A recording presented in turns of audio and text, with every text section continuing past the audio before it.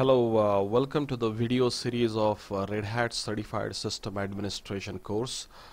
I have just freshly installed a RHEL 6 version. As you can see here, this is the default color of the RHEL 6, and I have created just one file that I will open now.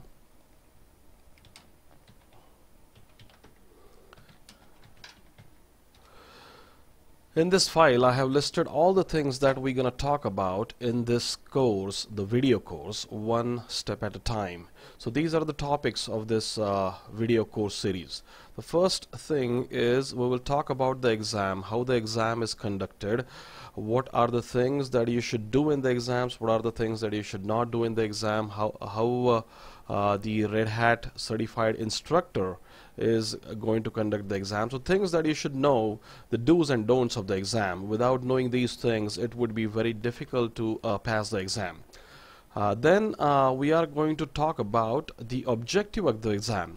This objective is defined by the Red Hat University, and they are expecting a Red Hat certified system administrator to know some specific things. So if you are an RHCSA candidate out in the market, then people would know that you know these specific things, and they would expect certain things from you. So what are the objectives of the exams, and how you should work towards it. And how you're going to work towards it is with a lot of practice. Obviously, you will have to install a RHEL 6. So I will talk about how to get RHEL 6, how to install that, and how to do the practicing. Especially, we will be using a lot of virtual machines, and that will give us some enough bandwidth on practicing the RHCSA topics. And that takes us to the next step, which is the syllabus for the RHCSA exam.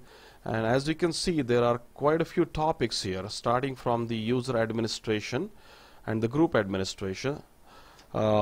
Starting from that all the way to the last topics that I have listed here are some virtual host related topics and run level related topics. As you can see, I have listed around 22 topics, and there might be some extra here and there because I have included some important topics in subtopics also.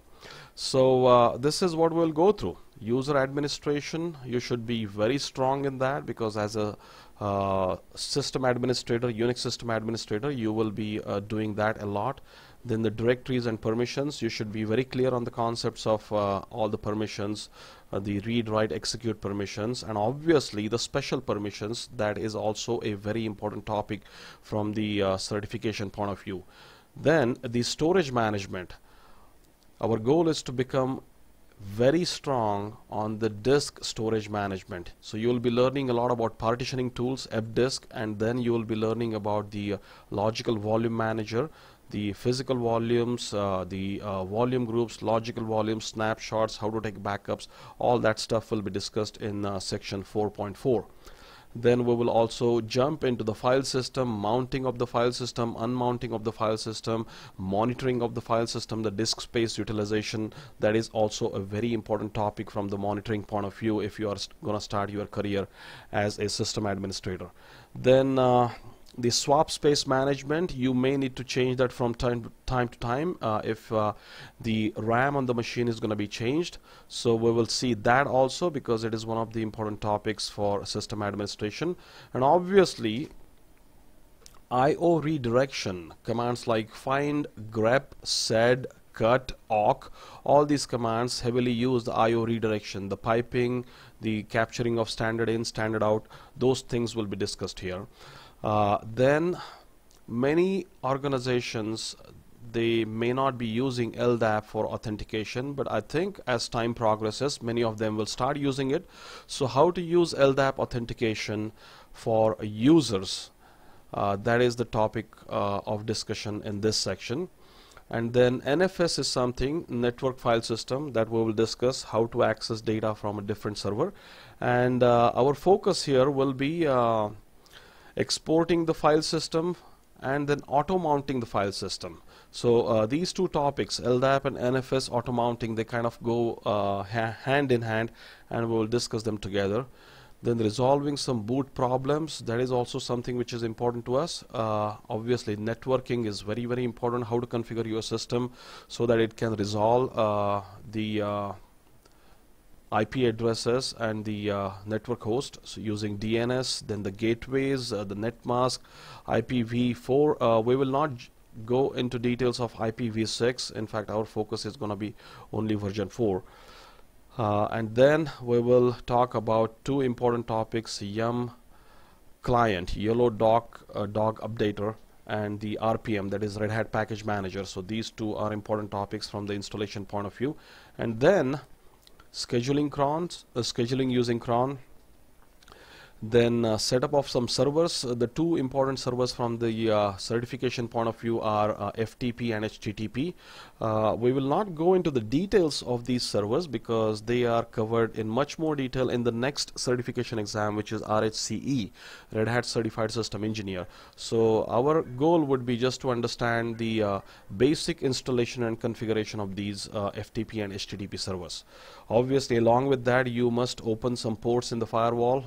So firewall configuration at the basic level will be discussed.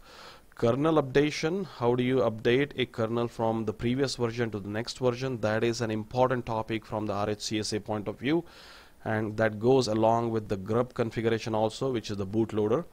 And then certain other important topics like NTP server synchronization and virtual host and run level configuration. So these are important topics from the certification point of view. Now, don't get overwhelmed with these topics. I have just gone through all of them very quickly just to give you a brief idea about what things we will be discussing.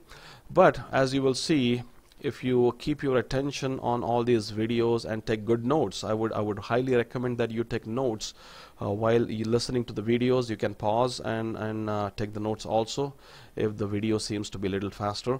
And that will give you some good understanding, and it will prepare you very quickly for the RHCSA certification. So that's the introduction, and then we will actually jump into the first topic here about the exam, and we will go into the details. So I will now stop this video. My goal is to keep the videos short, not more than 6 to 7 minutes. Maybe sometimes I will go over the limit, but at least not more than 10 minutes. And so feel free to repeat them and take notes, as I have already mentioned. And I will see you in the next video. So see you until then.